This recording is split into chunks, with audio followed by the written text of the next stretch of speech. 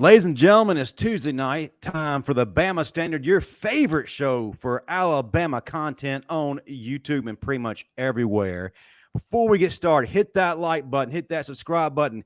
Let's get it wild in that live chat. If you're watching the replay, I expect that comment section to be loaded up. As always, we're brought to you by Workspace Solutions. They keep the lights on. And hey, if you're a business that needs a digital presence, they are the ones to contact. So reach out to those guys. I'm Justin Riley, your host. But with me, as always, is a living legend, the man the show is built on, the man who carries the show on his back, living legend, comedy legend, the Steve Brown. Hey, man, thank you for having me. I got great news. Went to the doctor today, got my physical, man, got everything done. I got a prostate exam. Now, the doctor had the finger of a hamburger helper glove, but I got through it. And I am in great condition. Yes. Yes. God is good. Yeah, I get that. So, Marvin, you ain't gonna clap about me being in. Man, I know your doctor. He said he went to do that prostate exam and fell in. Hey, I don't know what. Hey. Oh, wow. Say he started with 2 fingers. Next thing he know, he was looking around. Where am I?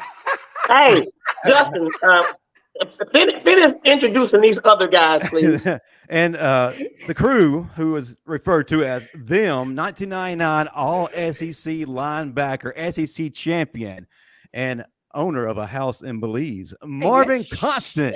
Try to keep that on the low. Can't tell it. Senior analyst of Touchdown Alabama Magazine, who is filming the show live from the Deacon's Lounge based on that chair he's sitting in, Stephen M. Smith. Thank you, Deacon. Hey, he in the Deacon's Lounge. Hey, Steve, where the holes at? I'm just kidding. I bet he got a church's chicken 2-piece and a honey butter biscuit on his lap. With a pepper. Actually, it's the Popeyes 2-piece, but it's here. And back from a long absence, the two-time SEC champion, two-time national champion, two-time, I like the twos, USFL champion, the baddest man to ever tote the rock, Bo Scarbrough.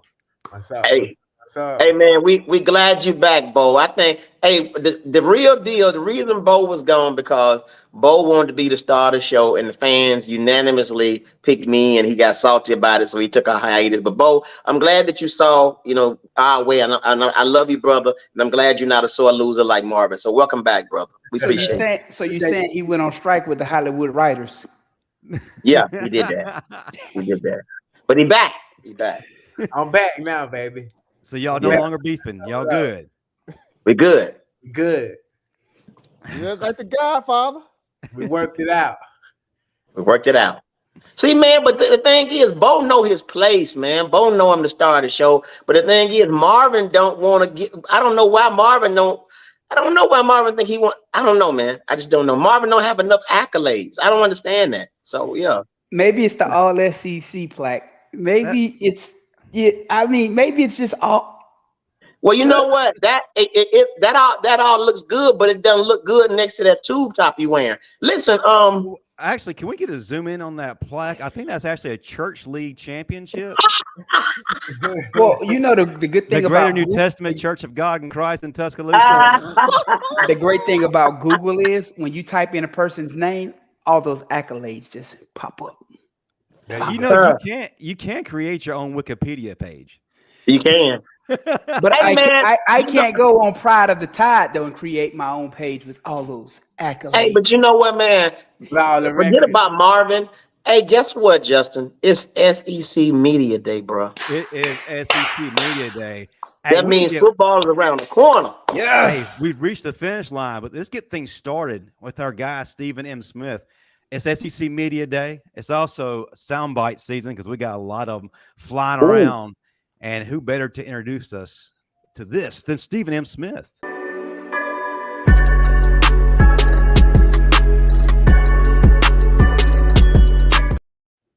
All right, well, guys, before we get into the SEC Media Day talk, Bama also picked up another commitment for 2024. Big tight end, King of Odom. Guy can play tight end. Guy can play wide receiver. We're more than I could be a tight end.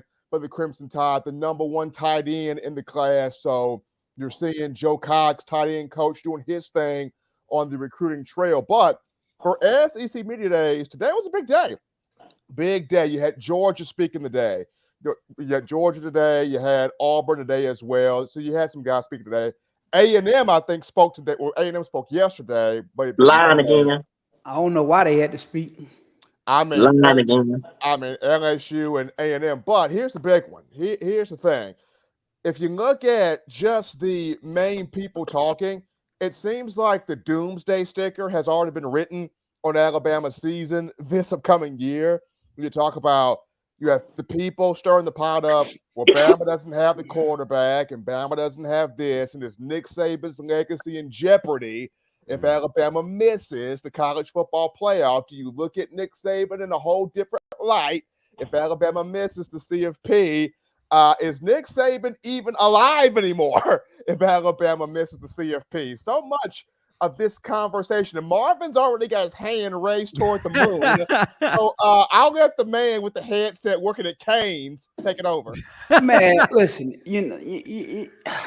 I've never been one that's been outspoken, always saying that Coach Saban is the greatest coach ever. I've never been one to do that because I'm a firm believer a head coach leads in silence, meaning that those accolades usually fall on his assistant coaches and his players. His job, he's the CEO, he's there to manage.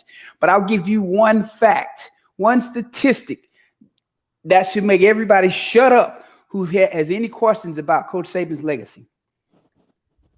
You look at the active head coaches. Kirby Smart, 2 national championships. Dabo Swinney, 2 national championships. Old boy at Texas A&M, Jimbo, 1 national championship. Mac Brown at North Carolina, 1. That's 6.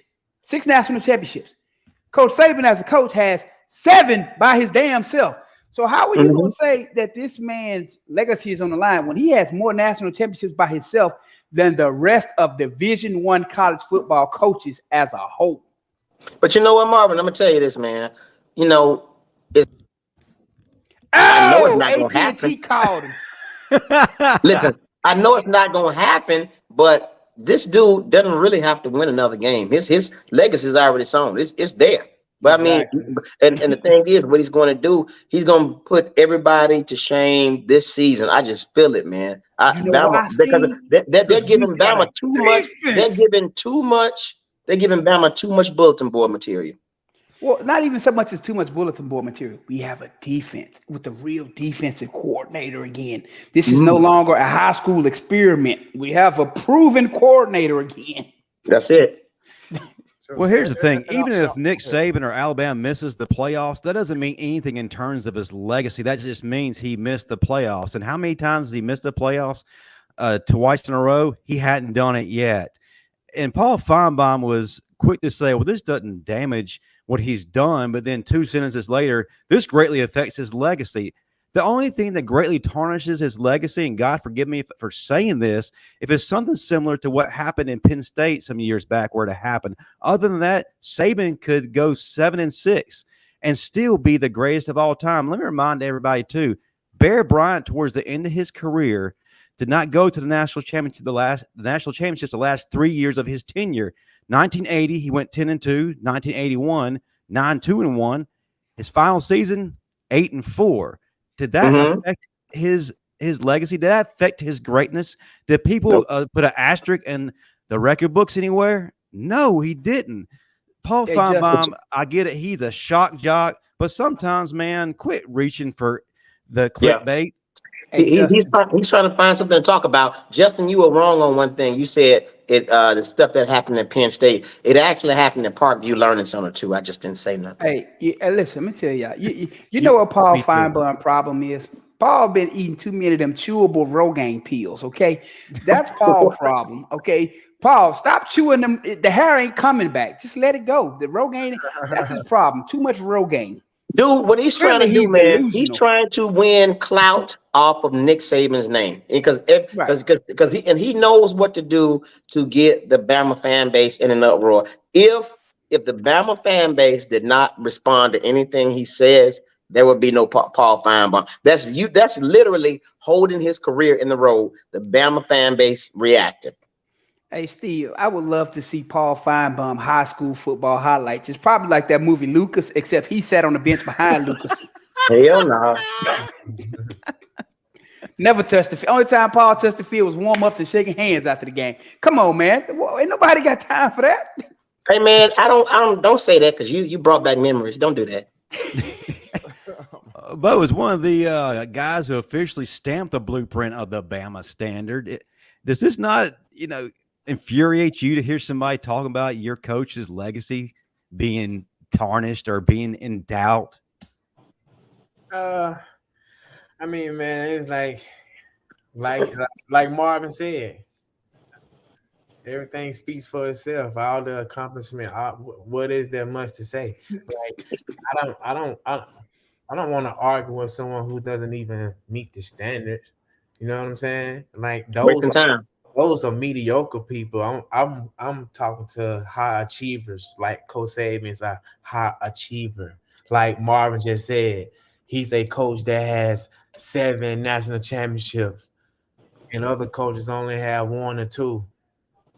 6 between all the active head coaches. You look at all 100 and some teams, out of the other 100 and some active head coaches, 6 total.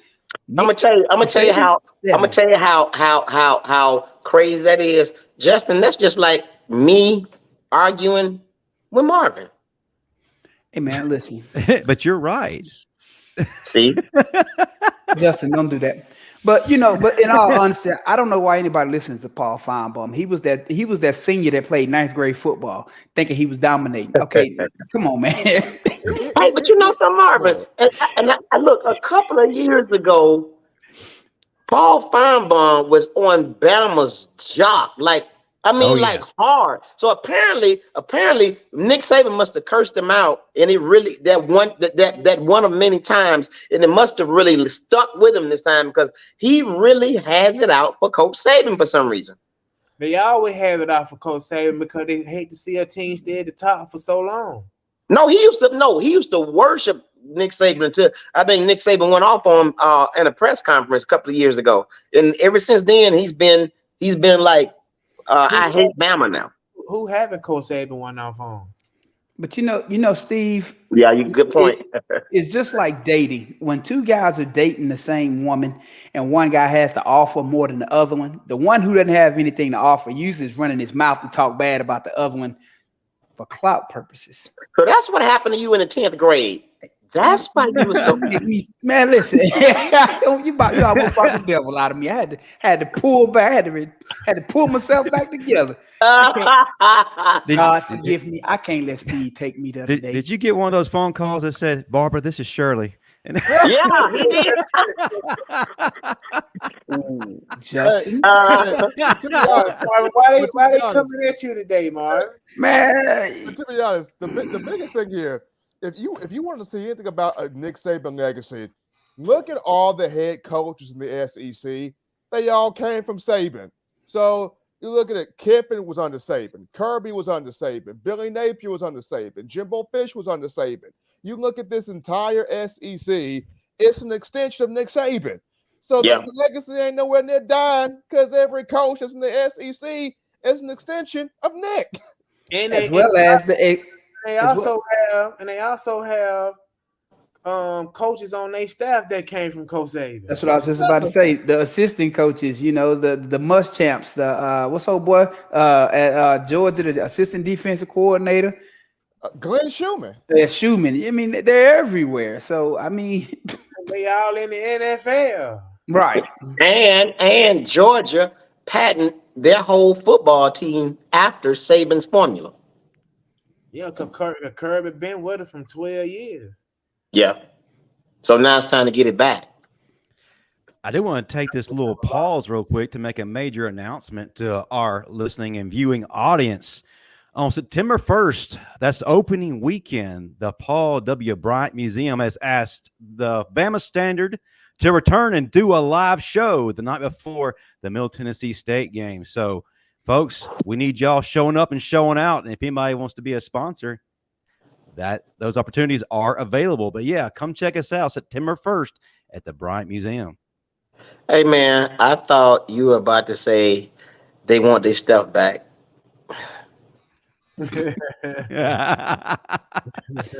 Well, actually, said they're not going to pay us this time because of all that they lost because of you. They had to, yeah. Hey, Dog. God damn, Steve. that leather helmet. I'm loving that leather helmet though. Can you just take it back so we can get paid, sir? Also on August 5th, it is the return of Fan Day and the open practice inside Bryant-Denny. For the first time since COVID, Fan Day returns and the open practice. So that's big right there. You That's what's going? up. I will be at Fan Day and the open practice. Man, it's gonna be hot out there. I know. I'm expecting it. It's 105 out here right now. Jeez. Wow. I've gotten soft in my old age. I don't like being out in the sun. There's a pill for that. You got Marvin, I got a couple of blue pills I can throw your way. Hey, you got to do something, Marv. Hey, Marv, this is the one time you can jump out the other bag. This segment brought to you by Nugenics. Or the blue pill, the blue gas station pills. Come on, Marvin. You ain't gonna say nothing. Can we get back to football now? We can get back to football. The Let's go. season is upon us. Can we? It is upon us, but let's talk about 47 Oh, my bad. That was a fix to that blue pill. I hit the camera. Go ahead, Marvin. 47 days, people. 47.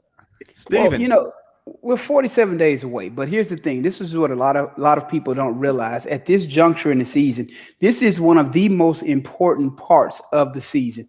Why? Because this is when that team is going to truly bond. They're doing 7-on-7s on their own. Coaches aren't allowed to be around. So this is that time when you truly bond to set that stage for how successful you'll be early on in the season. Because if you don't put the work in right now, you're going to start from ground zero when that first day of practice starts once you go into camp. So you have to truly take advantage of this time to bond with your teammates, to get a better understanding of what it is you're doing so that when you go into camp, because you have a lot of freshmen who didn't report in January reporting as well at that time. So, this is truly when you build your team. It's not during camp.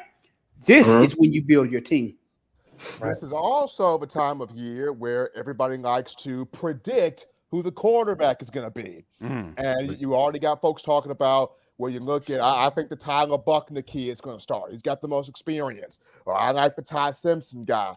At the same time, once again, here is Jalen Milroe. No one's really saying much. No one's really talking much at all. But here he is quietly putting in the work. Very quietly putting that work in. Real quick, shout out to Jimmy Clay, $20 in the super chat. Thank you, sir. We greatly appreciate that. That would get those pills that Marvin needed. So we greatly appreciate that.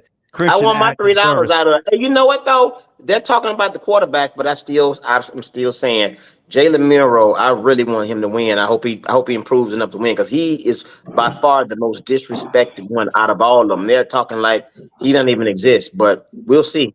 We'll see. Hey, another super chat, $20 from Dale B. Thank you. Go. We greatly appreciate you. All right. What's up? So if you notice, I just removed the glass from something, right? So since we're talking about quarterback play, I'm going to talk about something real quick. A lot of people don't realize this. It's not where you start, it's where you finish, okay? It doesn't matter who starts the first game, the first season. It's who's going to be the most productive down the stretch. Here, I actually have a ball from Tom Brady's last game from we went to the Orange Bowl in 2000. Why is this ball important? Because we were beating Michigan the first half until Tom Brady came in the second half. So again, it's not where you start, it's where you finish. A lot of people don't understand that. You can start all day, but if you don't have the guts and the gumption to get it done, your ass going to the bench.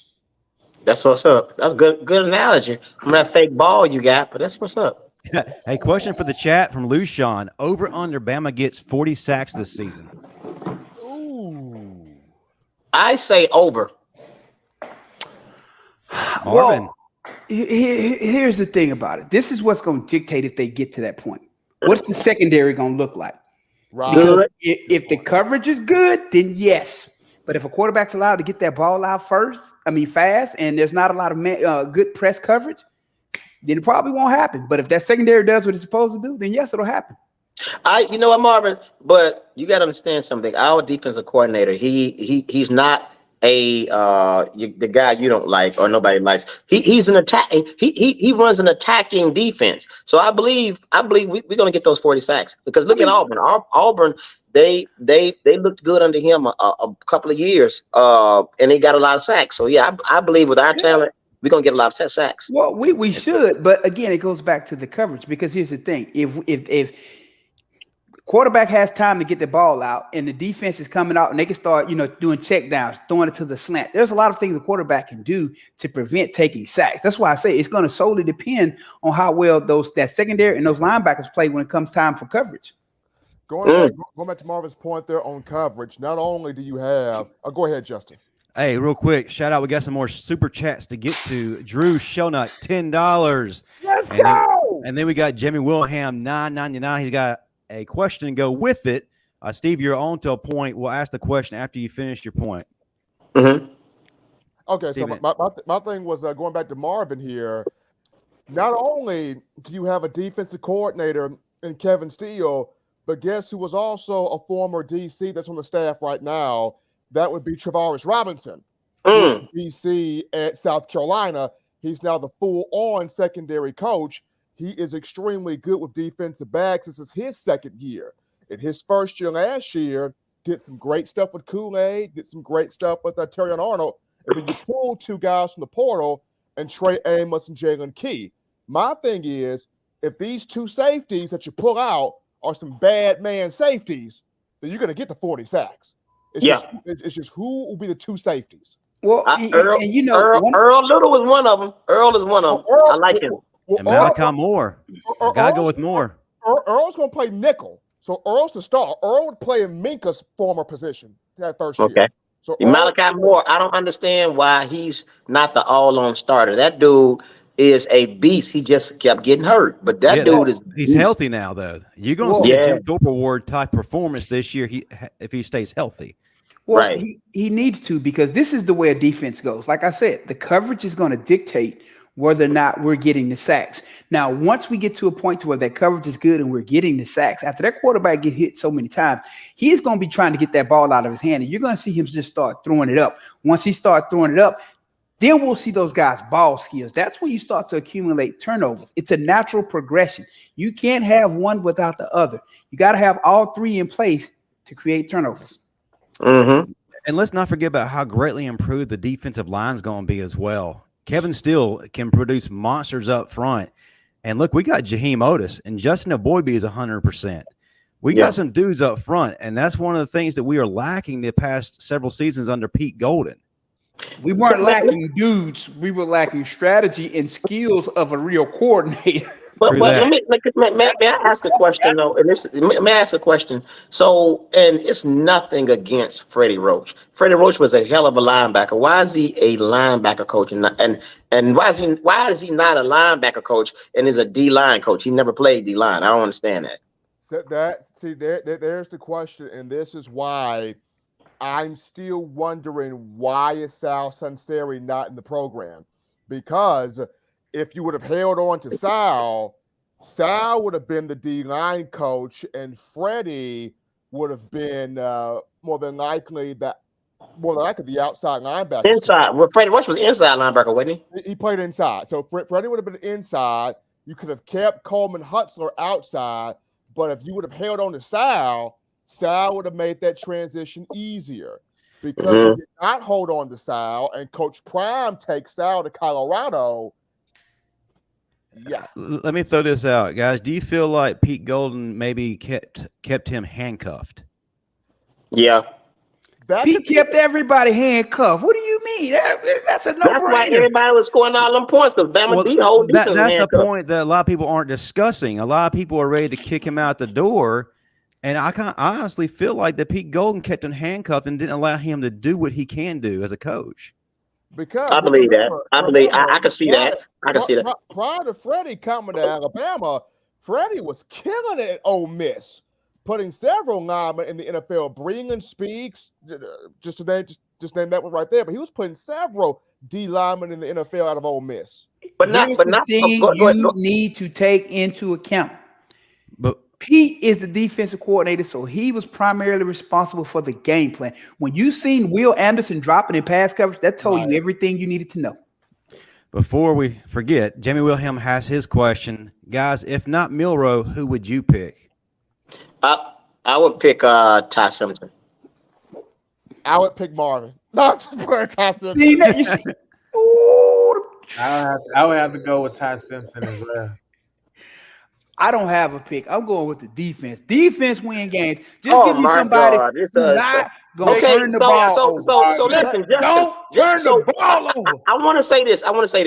And again, I'm asking as a fan because I was a Freddie Roach fan, but I always wondered why wasn't he over the inside linebackers and why did he get pushed to D line? And I think that's a fair question. But obviously he's doing a good job. But at the same time, I really believe what you said, Justin, that I think what's his name had his hands tied. Hey, real quick, Brian Diller, $10 super chat. He says, support the show. Jimmy Clay is at it again. $20. See y'all September 1st. Roll Tide, roll. Tide. Well, Jimmy. hey, listen, can you put my can you put my for the super chat? Can you put my cash app for the super chat and they can send it directly to the star of the show? I mean, Don Parkin came with $20. $20. Loading up. Yeah. We rich, bitch. I'm gonna start 1099, y'all. No. Hey, the FCC done got us now. But when you talk about quarterback play, I'll say this because I don't have a favorite at quarterback. This is the only thing I ask for. Keep the defense off the field. That's all we truly need. That was the main issue with Alabama's defense in a lot of cases last year and the year before, because we were getting cute and we had a lot of 3 and outs. You look at the amount of snaps that defense had to play the last few years because of the offensive play calling. Just run the ball, control the clock until that offense gets up to speed, and then just let the defense dominate. And they'll be fresh the second half. But if you keep calling all these screens and these long passes that we're not connecting on and we're 3 and out, then that defense is going to be on the field. And when you're playing the opponent, what do you think the opponent's game plan is going to be? That opponent's game plan is going to be to keep that offense off the field as much as possible so that they don't jail. But you know what, man? I'm happy that our offensive coordinator he's given a run and pass, mostly run. And it goes back to something you said, but it was in reverse. I remember we lost a national championship to Clemson because the offense was so good. They were scoring like that, and we left Clemson too much time. So now that we have ball control, more of a ball control offense, to me, I like that even better. You know what I'm saying? Right, because as a defensive player or opposing team, the last thing you want to see is a great offense get into a rhythm. Yeah. Because the moment you let them get in a rhythm, it's over. Go ahead, So Justin. question. We're SEC Media Day tomorrow, 9 a.m. Central. What is the message we're bringing? We got our 3 guys. We got J.C. Latham. We got Kool-Aid McKinstry. We got Dallas Turner. So what are we going to say? You know, with all the hate being thrown our way, to be honest with you, I don't think we say a damn thing. I just say go to the podium and say, we'll see you asses in September, and then turn around and go home. I'll say this. I will be in Nashville, so I can see that Justin. I think J.C. Latham is just going to sit there and stare at everybody and be like, we're going to kill the world, and then walk out. But I think Kool-Aid McKinstry is just going to sit there and look at folks and go, I'm going to pick every quarterback off and then leave the room. And then I can just see Dallas Turner.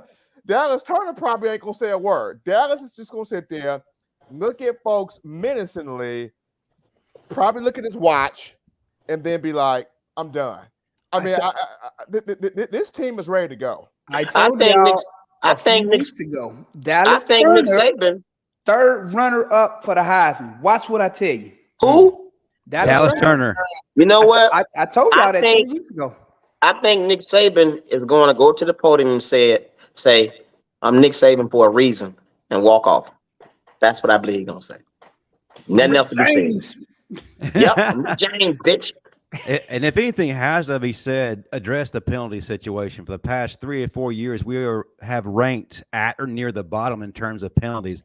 I want to know how that's going to be cleaned up. I want to know that discipline is going to be restored, because that cost us some drives, that cost us some games. Ultimately, Alabama beat themselves. The thing is with the penalties, mostly defensive. They were defensive because the defensive coordinator, I think he got away from teaching technique, and he just and all he did was rely on analytics. He got away from football. Go ahead. You know what it goes back to? Like I told y'all earlier, you leave a defense on the field too long and they get tired. When defensive linemen get tired, they hold. Cornerbacks get tired, they hold. I'm telling you, when defense gets tired, it's over. You're going to see a lot of penalties. A lot of mental mistakes are at a high when they're tired. But I'll let you take this. What will it take to get them back to the make their ass quit mentality? Hitting people in the mouth like they used to, and I think I think we have the right defensive coordinator to make that happen. Because I ain't gonna lie, Auburn was hitting people in the mouth under Steele. They really were. They didn't have the talent we had, and of course their offense was trash at one time. But that's why they wasn't so successful. But their defense was pretty damn good at times. Really was. They just didn't have the manpower, the firepower we have on defense now. Yeah, I agree with you, Steve. Somebody agreed with me. Wow. Let me put that on the big screen real quick. We got to go back. You are the father.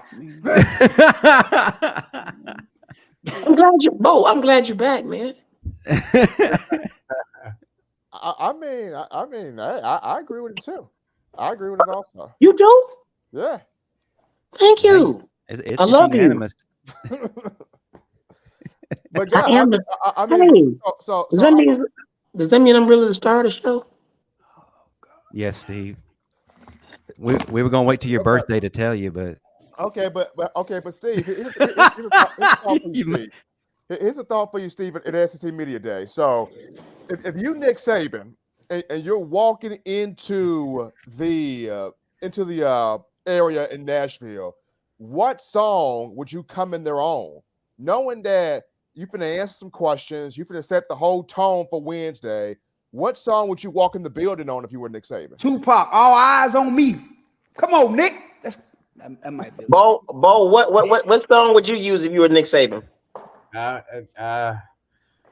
play that song that they say, I heard you don't like me, I don't like you either. Marvin's late play party in the USA.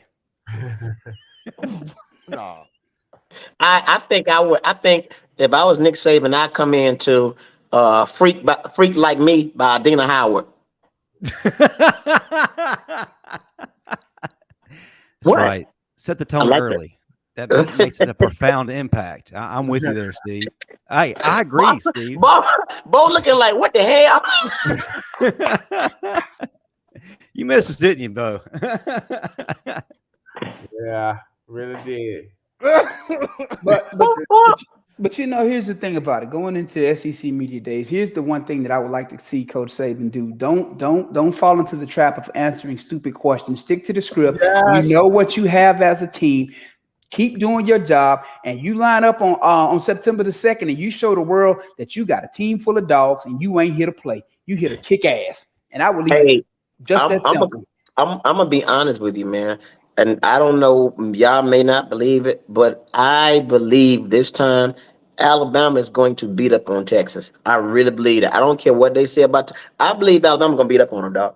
I really believe it. I believe they're going to let the world know, dude, we're not to be messed with, because Alabama has been getting disrespected all summer long, from the head coach to the players. Everything Alabama's been disrespected, and I think this is the year, especially with a new defensive coordinator, that we come back and we don't show say a new defensive coordinator. Say a real defensive coordinator. Yeah, a real one. I get that. And all the negativity, I think, is the best thing that could possibly happen to them right now. I think coming in last year, we had so many expectations. We had so many people who were feeding into that as far as the team goes. So many Instagram models who were all about building their brand. that's what they were feeding off on, and they've forgotten what got them to Alabama and what it means to play for Alabama. It's more than just signing a contract. It's a lifestyle. These guys go ahead. Go ahead, Justin. I'm sorry. Go ahead.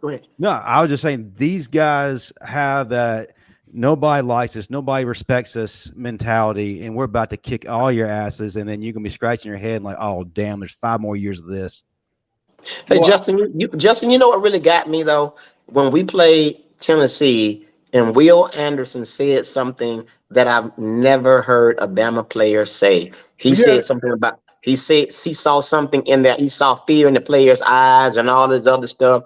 And dude, you are alpha dog. And honestly, for you to say that personality. No. Let me finish. I want to help you though. That personality.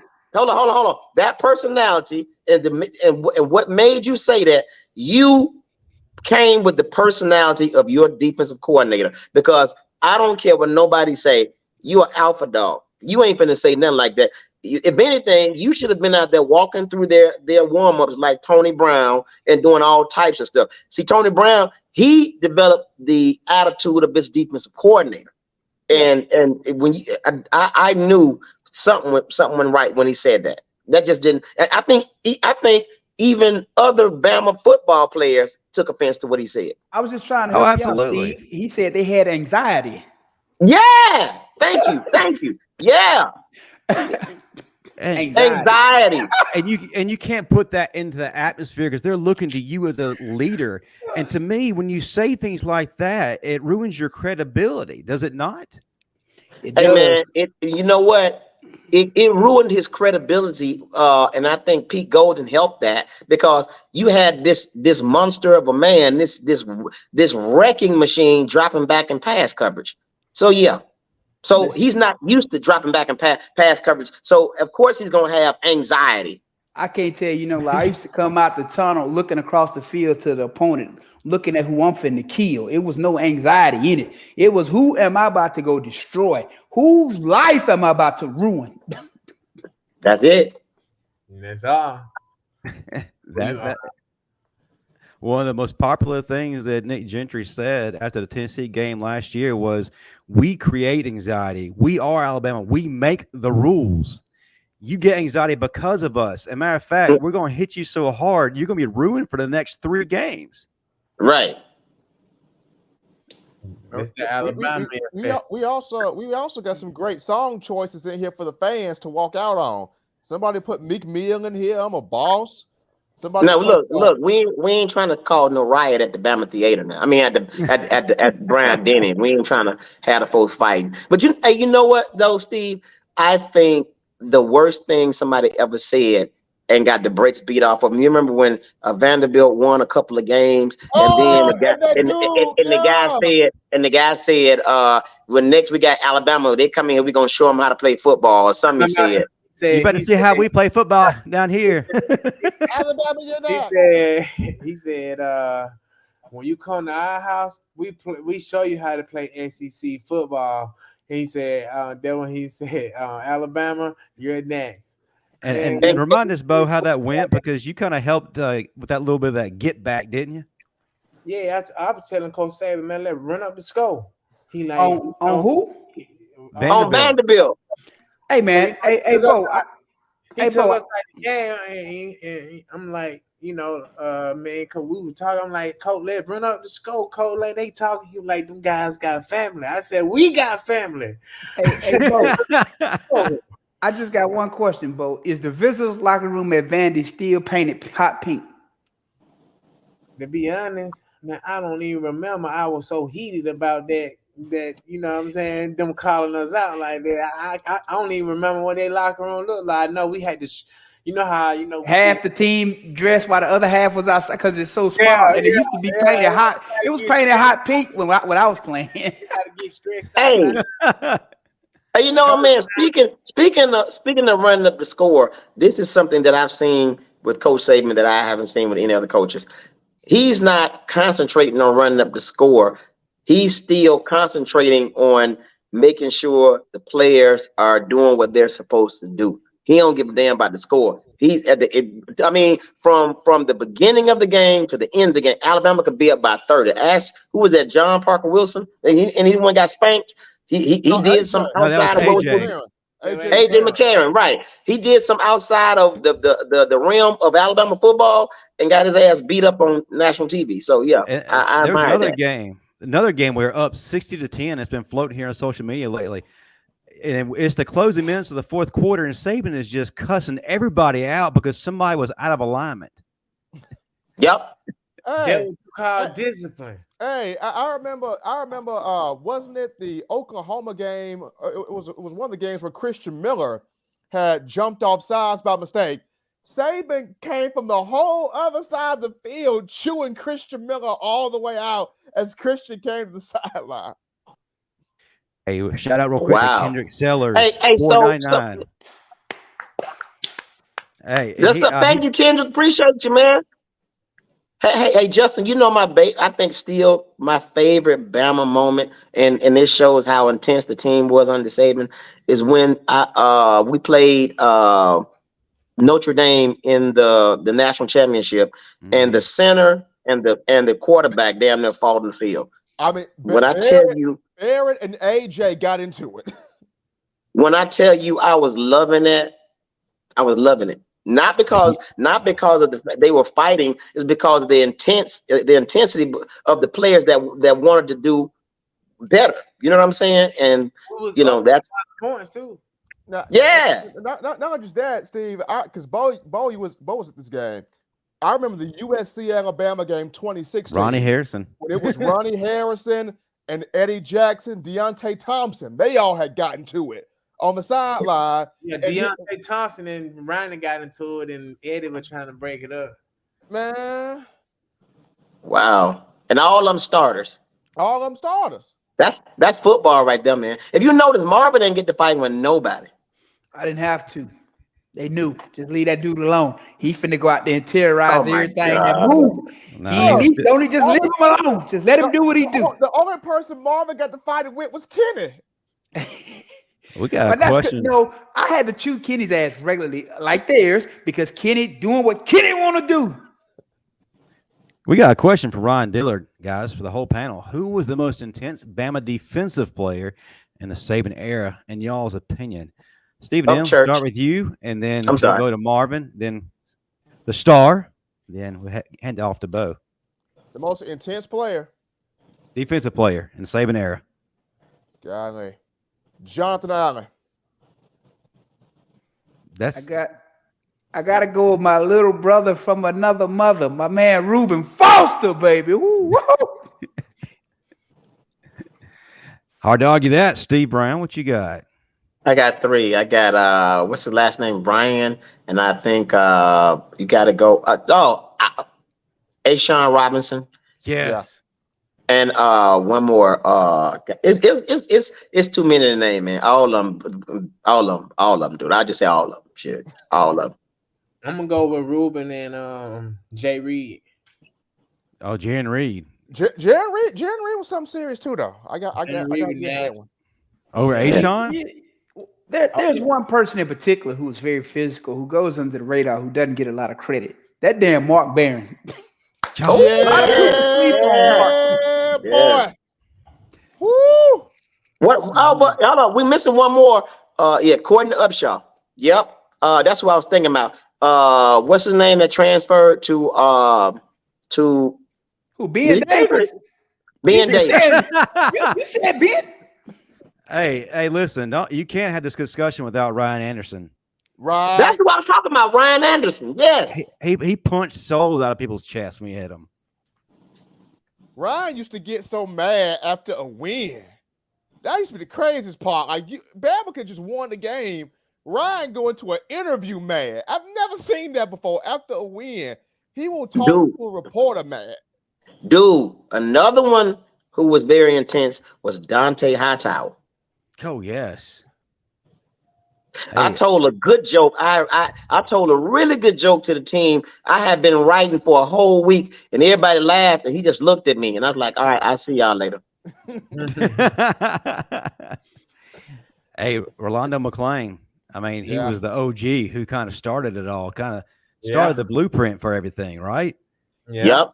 And if Took you it had to from go with Marvin. an underrated, intense guy, Dylan Lee, that dude didn't care what happened. He was going to throw his entire body at you to make a play.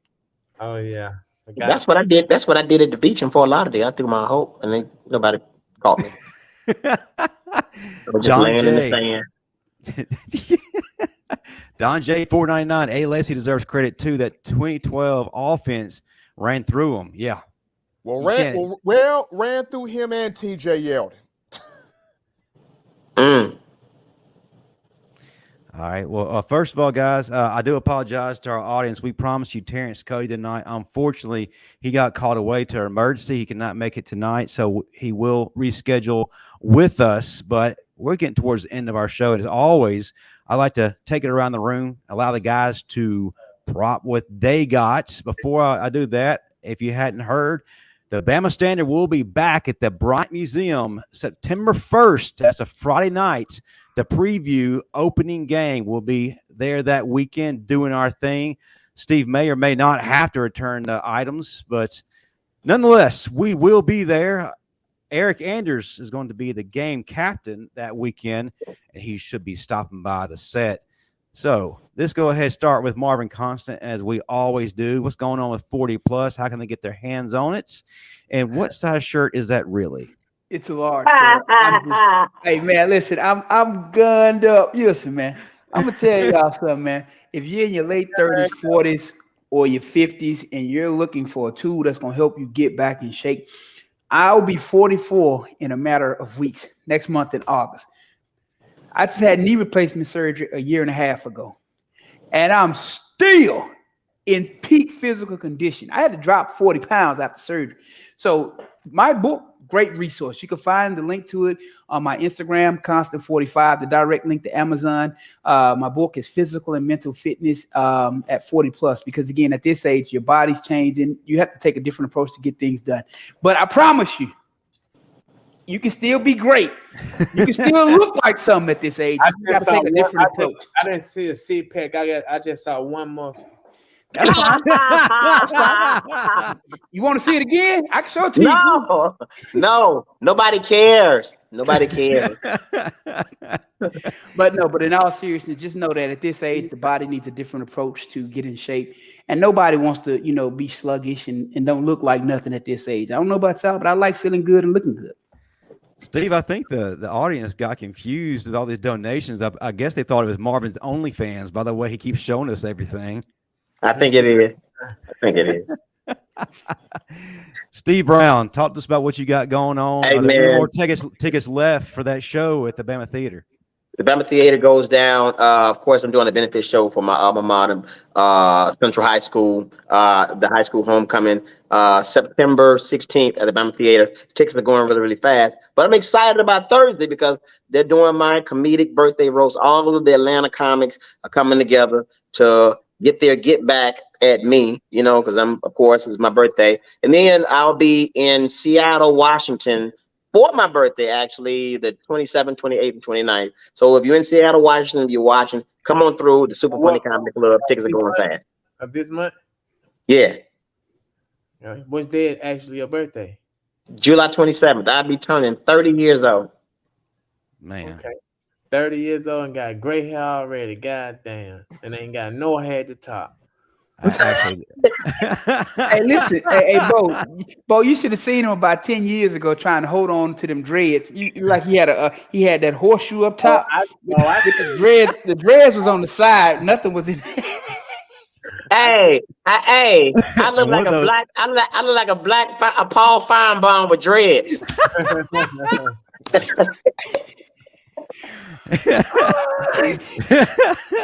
One of those dreads was a clip-on tie. Anyway. Yeah.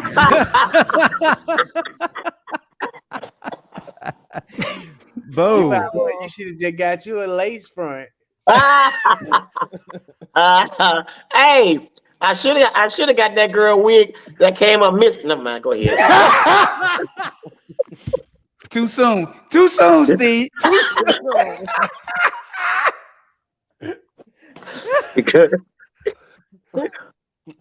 Change your name to Carly Russell. Come on. All right, let's go. Come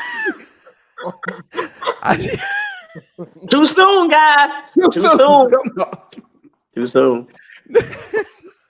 No, that picture you had of her true identity being Jussie Smollett was too soon. Hey. Tomorrow I'm gonna be on 459 hanging out with that baby. But go ahead, Go ahead. Go ahead. Bo, what you got on, man? What you got, man? It's been a while since the Honest has heard from you. What you got? It's on Steven Smith. Oh, it's on me? Yeah, I'll be in Nashville tomorrow. SEC Media Days, getting Saban, players, everybody. I think Arkansas goes tomorrow, so I'll see what Sam Pittman got to say, what Kentucky may have to say later. Hey, can I give you one question to ask Coach Saban if they call you? Okay. What's the biggest difference you expect to see in this year's defense opposed to last year's defense since you switched coordinators from Pete to Kevin Steele? All right. Hey, can you ask Nick Saban why his daughter stopped following me on Instagram? Ask him that. Don Parker said you look like Chico Beans. Hey, we was trying to ignore that comment, but you read it, Bo. Bo, you know what? Don't come back. Don't come back.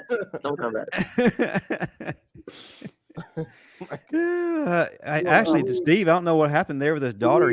She actually follows us on social media, and that first segment we had. Meeting, Steve? Do we need to have another meeting? No, we good. Go ahead. I was going to say that first segment we had defending his honor was actually on her behalf, so she couldn't say what she wanted to say, so she wanted to communicate that for her. But Bo, what do you got going on, man? It's been a while since you've been on here. What can you promote? How can they get their hands on it? He been in Greene County breeding pigeons. All right, go ahead, Bo. I've been in Greene County breeding them dogs to come out in the next 4 years. You know what I'm saying? You'll see how Greene County get back on the map. You'll see. But I'm actually I'm still rehabbing right now, and I'm actually working on that idea that Justin gave me with the T-shirt. Yes, you need that. But it's kind of hard because of the I5. You know, that I got 5 on it is trademarked, so it'll be kind of hard. So I got to come up with another idea to put on the front. But when I brought it to my team, they loved the idea of it. I just got my email from for my documentary series. Oh yeah. It's just so much with that like to get the docu-series, and because of the introduction and the interviews that you have to go around and get from people, and I got 10 hours of film that have to be broken down, and it's a whole process with that. And I got a meeting with the CBA for the USFL this coming August. That's what's up. To get more protection for our players, and man, that's about it as far as right now. And still doing the same, man, trying to get this clothing going, and hopefully that a lot of Alabama fans buy that Tennessee picture shirt. So yeah. Hey, so the documentary, am I in it? What?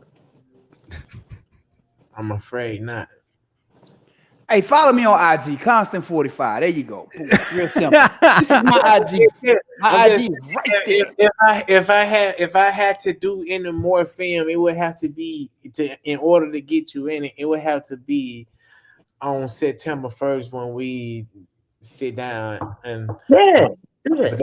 Yeah, because I think it is sell, especially me in it. I agree. It cost me more money. You get what I'm saying? That's okay. The super chat tonight will cover all that, so there's no excuse for Steve to go on the documentary. So the super chat gonna give me $6,000 on.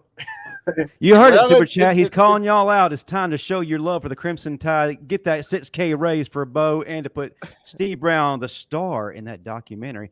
Before we close up, Don J has one more question. That's a $4.99 Super Chat that's going towards the $6,000 that we got to raise. What do you think of the deterioration of the running back market value of the NFL? Bo, I'll let you touch on that first, buddy. Question again? What do you guys think of the deterioration of the running backs market value in the NFL? Yeah, I don't know, man. It's just like most of these guys that getting the running backs that getting the big contract not showing up afterwards. Unlike some receivers that get the big contract and they go out there and still put up numbers, maybe even double than what they did in the season before. And I just think that once we get the big contract as the running back, it counts as it. They play kind of start to downsize.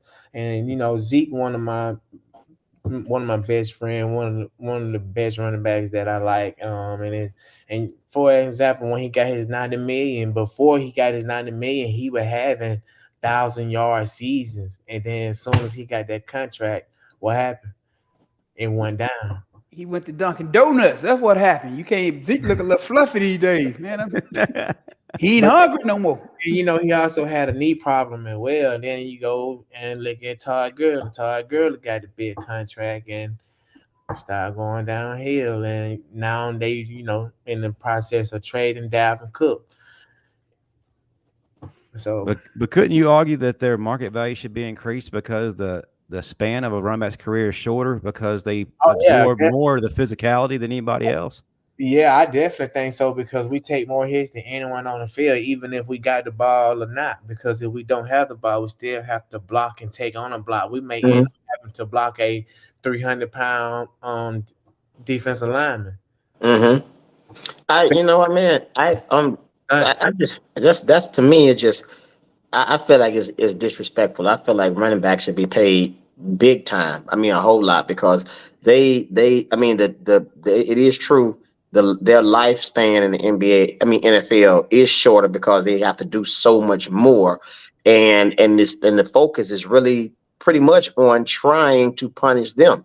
Even though you got some running backs who are punishers, but the intent is to punish him just for being out there. Receivers don't even get hit at practice. We get hit at practice, then you got to get playing a brutal game. Yeah, I feel you. Yeah, so. Yeah. The fact that a lot of them now don't even make it to their second contract is a shame. They try to cut you now after your rookie deal of 4 years. Either they try to cut you in, or by your 5th year, they've already drafted your replacement, and they just trying to say, okay, how can we trade you to get some value? You know why all this actually happens? I'll make it real simple for you. You look at any other position, wide receiver. You can have anywhere from, most teams 3 to 5 wides is what they run on a normal basis. So they're probably carrying 7 to 8 wide receivers. Same with linebackers. They carry a lot of them. Same with offensive linemen, defensive linemen. Second, they carry a lot of those positions. When you get the running back position, most teams only use one back at a time. Occasionally, that'll be a 1-2 down back, and then you have a third down back. But in most cases, they only play one running back. So there's a lot more running backs available than there are wide receivers available. You look at next year's class of free agent running backs that'll be available, it's ridiculous. Because, again, there's so many more running backs available than there are wide receivers. That's why you see the drop in value, because they know I might not get this guy, but I can get the next guy who's a step below him, but he's still a value pick for me. Right. Okay, guys, you know what? Let's do this. I feel like this can go into a whole nother show. Let's talk about this next week, because this is a very interesting topic. So can we talk about this next week? And you admit that I was right too a second ago. Yeah, you were definitely right. You're definitely right. That's what I'm saying. We gotta, because we can go on and on and on about this. This is a great topic, but we're running out of time. So yeah, but we are. Next year's class: Derrick Henry, Josh Jacobs, old boy with the Giants. Man, it's so many free agents going to be available next year. Oh, God. Saquon Barkley. Steve Brown. Go ahead, Justin. I ain't say Court Jester. I said running back. Real quick, just some program notes. Remember, every Tuesday night, 8 p.m. Central, 9 p.m. Eastern, the final whistle. Matt Caddell, Chris James, Dan James, Coach Smook, and Ty Hayes. Tonight, one of the topics is going to be the all-time most underrated players of the Saban era. Check that out. Shout out to wide receiver legend DJ Hall. Happy birthday, sir. And next week, he'll be here, so you'll get a chance to tell him that next week. But My God, DJ. That's what. Hey, give him Who's some knocking props. on your door, Steve? You got to go. No, Justin has forgotten about the biggest announcement of all. We're going to be live once again. Tell him, Justin, tell him. Live September 1st at the Bryant Museum, the pregame show that sets the tone for the entire season. The Bama Standard is going to be on campus that weekend. Get an opportunity to meet your favorite cast anywhere, and really the star of it all, Steve Brown. I will be there in person, people. I'm just glad we got a Make-A-Wish kid on this show, because without you, we wouldn't be at the Bryant Museum. So thank you, Steve. Let's go. Let's go. I'm out of here. Roll That'll do Tide, it for all y'all. of us. Roll Tide, everybody. Roll Tide. I don't like that guy. I don't like